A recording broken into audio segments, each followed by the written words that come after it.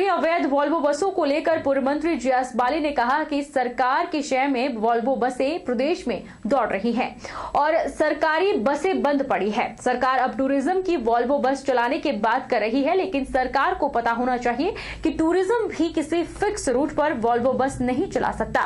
उन्होंने कहा कि एचआरटीसी के घाटे में जाने और उनकी बसें न चलने की जिम्मेदार खुद सरकार है, क्योंकि सरकार इलीगल फंक्शनिंग को बढ़ावा दे रही है। पूर्व मंत्री जीएस बाली ने कहा कि निजी वॉल्वो बसें सिर्फ एक ग्रुप को ले जा सकती हैं, लेकिन आज सरकार की शय पर ये अवैध वॉल्वो बसें सवारियां ढो रही है, जिसके चलते एचआरटीसी की बसें बंद पड़ी है। सरकार को पता होना चाहिए कि क्या सही है क्या गलत है। अपने अधिकारियों से उनकी लिमिट की जानकारी लो और पता करे कि क्या टूरिज्म फिक्स रूट पर वॉल्वो बस चला सकता है।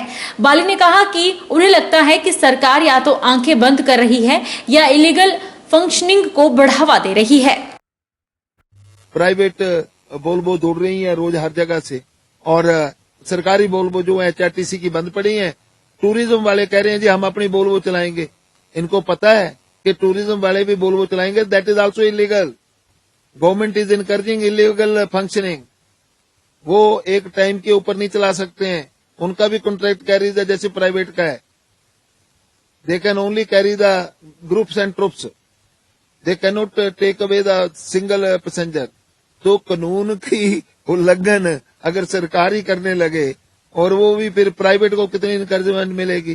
तो सरकार को ये सोच लेना चाहिए बोलने से पहले कि क्या कर रहे हैं क्या नहीं कर रहे हैं।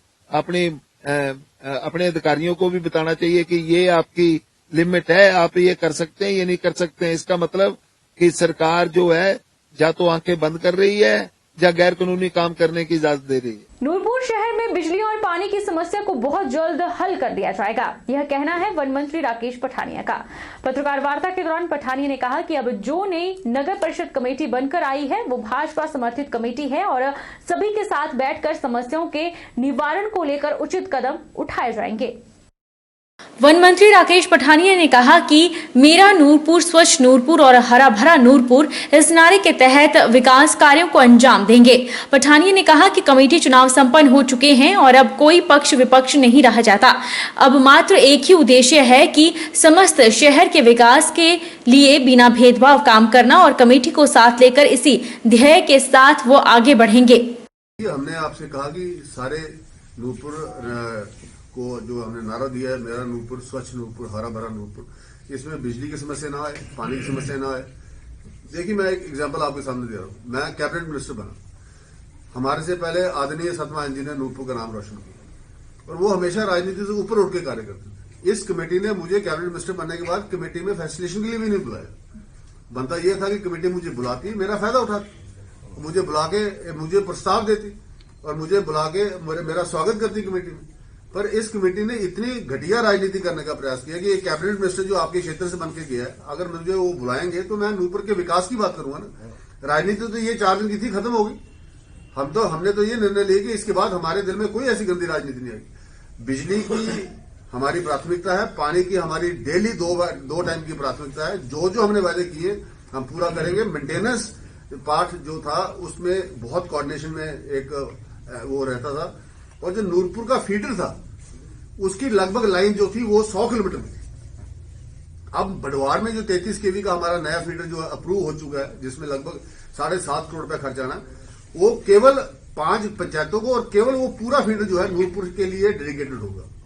राकेश पठानिया ने पत्रकारों को संबोधित करते हुए कहा कि कमेटी ने फैसला लिया है कि वो पूर्व में रहे नगर परिषद अध्यक्ष एवं समाज सेवी स्वर्गीय राकेश महाजन को श्रद्धांजलि स्वरूप उनकी प्रतिमा स्थापित की जाएगी।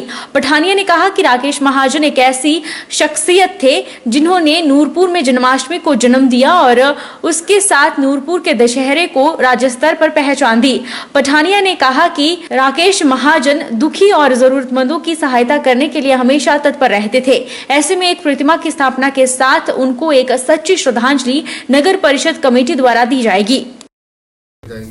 राकेश महाजन जी के बारे में विशेष मेंशन करना चाहूंगा। एक समाज सेवी जिन्होंने नूरपुर के अंदर दशहरा का आयोजन शुरू किया, जिन्होंने जन्माष्टमी को यहाँ पे जन्म दिया और उस जन्माष्टमी को आगे बढ़ाते हुए हमने उसको जिला स्तर का किया और उसके बाद हमने उसको जो है प्रदेश स्तर का किया। आज हमारी पहली बैठक में हमने सबने तय किया कि राकेश महाजन जी का एक बस्ट जो है नूरपुर के दफ्तर के बाहर लगाया जाएगा यादगार में, ताकि उनकी याद हमेशा हमारे बीच में ताज़ा रहे। उन्होंने जो एक स्वयंसेवी के, हम कांग्रेस भाजपा की बात नहीं कर रहे, हम एक ऐसे समाज सेवी की बात करें जिसने नूरपुर को एक पहचान दी। वो पहचान ना मर पाए, वो पहचान को हम जीवित रखेंगे। इसके लिए सारी कमेटी वचनबद्ध है, हम सब उसके लिए समर्पित है। ये आज निर्णय हमने पहली बैठक में किया। सोलन में पंचायती राज चुनावों के लिए प्रशासन तैयारियां मुकम्मल करने में लगा है। इसी के अंतर्गत आज सोलन में चुनाव ड्यूटी में लगाए गए कर्मचारियों के लिए दूसरे चरण का पुनर्अभ्यास कार्यक्रम का आयोजन किया गया। उपमंडलाधिकारी अजय यादव ने चुनाव में लगे कर्मचारियों को चुनाव शांतिपूर्वक और सजगता से करवाने वाले बारीकियों के बारे में जानकारी दी। डीडीओ सोलन ललित दुल्टा ने बताया कि 364 कर्मचारियों की ड्यूटी चुनाव करवाने के लिए लगाई गई है।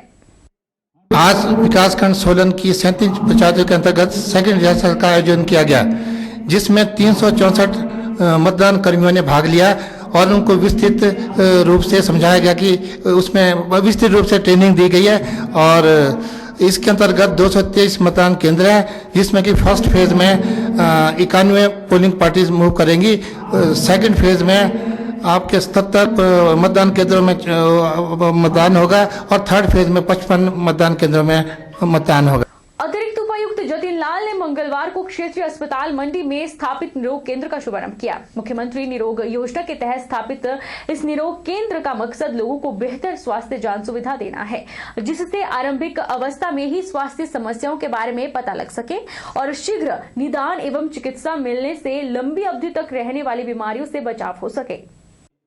अतिरिक्त उपायुक्त ने कहा कि निरोग केंद्र में सामान्य स्वास्थ्य परीक्षण के तहत ब्लड शुगर परीक्षण, रक्तचाप परीक्षण और अन्य लैब परीक्षण की सुविधा होगी। इससे आरंभिक अवस्था में स्वास्थ्य समस्याओं का पता लग जाएगा और समय पर उपयुक्त उपचार से बीमारियों से बचाव होगा। उन्होंने कहा कि मंडी वासियों की बेहतर सेहत को समर्पित यह निरोग केंद्र स्वस्थ मंडी के निर्माण में सहायक होगा। इस मौके पर सीएमओ डॉक्टर देवेंद्र शर्मा ने निरोग केंद्र के संचालन और यहां मिलने वाली सुविधाओं के बारे में विस्तार से जानकारी दी। आज हमारे यहाँ जोनल हॉस्पिटल में आज निरोग सेंटर का उद्घाटन हुआ है। ये जो हमारा निरोग सेंटर है, ये हमारी जो सीएमओ साहब और उनकी टीम को पहली बार में बहुत बहुत बधाई देना चाहता हूँ। इसमें इन्होंने बहुत अच्छा काम किया। हमारे जो निरोग सेंटर है, इसमें हमारी जो हेल्थ टीम है पूरे टाइम ये कोशिश करेगी कि हमारे मंडी ज़िले के जितने भी 18 वर्ष से ऊपर के व्यक्ति जिनको कोई भी नॉन कम्युनिकेबल डिजीज़ है, जो जैसे कि हमारे कैंसर होते हैं, बीपी है, डायबिटीज़ है, इन सब डिजीज़ को और ये सब जो बीमारियां हैं इनसे बचाव हेतु एक पहल है। और हमारा इसमें हमारी जो पूरी हेल्थ टीम इसको पूरी तरह मॉनिटर करेगी। हमारे जो ये व्यक्ति हैं इनकी हेल्थ की पूरी जांच होगी और जिस भी व्यक्ति को कोई भी प्रॉब्लम पाई जाती है उसको इमीडिएटली उसकी ट्रीटमेंट दी जाएगी। नहीं तो हर साल उस व्यक्ति का चेकअप होगा, उसकी स्क्रीनिंग होगी और इस माध्यम से हम ये इंश्योर करेंगे कि हमारे मंडी ज़िले में जितने भी हमारे 18 साल से ऊपर व्यक्ति हैं उनकी सेहत अच्छी रहे और उनको अगर कोई भी परेशानी या कोई दिक्कत है उसका जल्द से जल्द इलाज किया जाए। जिला चंबा में बर्ड फ्लू को लेकर सलूनी में मंजीर की एक पोल्ट्री में हुई मुर्गों की मौत पर मंजीर को प्रशासन ने अलर्ट जोन घोषित कर दिया है। एसडीएम सलूनी किरण भंडारा ने पत्रकार वार्ता कर यह जानकारी दी। एसडीएम ने कहा कि इस समय देश के 9 राज्यों में बर्ड फ्लू ने अपनी दस्तक दी है। उन्होंने लोगों से अपील की है कि अगर अचानक कहीं पालतू या ऐसे ही किसी बर्ड की मौत होती है तो इसकी सूचना प्रशासन को दे। जानते हैं कि इंडिया के अंदर 9 स्टेट्स के अंदर अभी बर्ड फ्लू कंफर्म हो गया है और सलूनी के अंदर भी मंझीर के एक पोल्ट्री फार्म में हमें कुछ बर्ड्स की डेथ की इंफॉर्मेशन मिली थी वेटरनरी ऑफिसर के माध्यम से। उसी के बेसिस पे हमने उस एरिया को अलर्ट जोन डिक्लेयर करा है और बाकियों से भी अनुरोध है कि अगर आपको ऐसे कुछ दिखे कि कोई बर्ड्स मरी हुई हैं, चाहे वो जंगली हैं या पालतू हैं, आप ज़रूर प्रशासन को बताइए। और बर्ड फ्लू को ध्यान में रखते हुए अपना चिकन और एग पूरा 70 डिग्री सेल्सियस तक पका के खाएं ताकि आप इससे बच पाएं। और जितने भी लोग हैं जो इनके पोल्ट्री फार्म्स हैं या कुछ ऐसे बर्ड्स पालते हैं उनसे ये अनुरोध रहेगा कि आप वहाँ पे सफाई अच्छी से मेंटेन करें, सारे प्रोटेक्टिव गियर्स पहने। अगर कोई बर्ड मर जाती है हमें इन्फॉर्म करें और उसको सही तरीके से दफनाएं ताकि बाकी लोग इससे बच सकें। रुकेंगे एक छोटे से ब्रेक के लिए, ब्रेक के उस पार फौरन लौटेंगे, आप बने रहिए हमारे साथ। अरे चुप क्यों हो गए? माइक टेस्ट टेस्ट भैया जी का माइक टेस्ट टेस्ट। आज का मैच तेरी बैटिंग का असली टेस्ट है। Test test test